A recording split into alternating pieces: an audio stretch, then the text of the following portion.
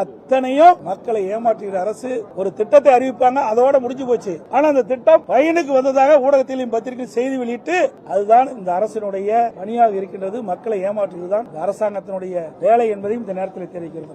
உயர்நீதிமன்றத்தில் ஒரு வழக்கு வந்தது. சாத்தூர் நகராட்சியில் ஓய்வு பெற்ற ஒரு அரசு ஊழியர் அவர்கள் ஓய்வூதியம் தனக்கு கிடைக்கவில்லை என்று ஒரு வழக்கு தொடர்ந்தார்.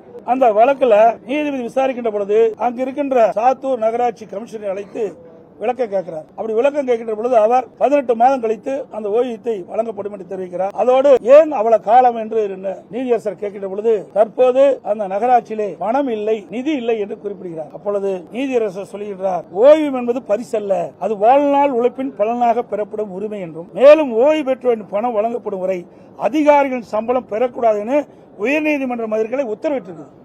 எந்த அளவுக்கு ஒரு மோசமான ஆட்சி என்பதை பாருங்க. ஓய்வூதியம் கூட கொடுக்க முடியாத ஒரு அரசாங்கம் எப்படி மக்கள் இந்த அரசாங்கம் காக்க போகுது?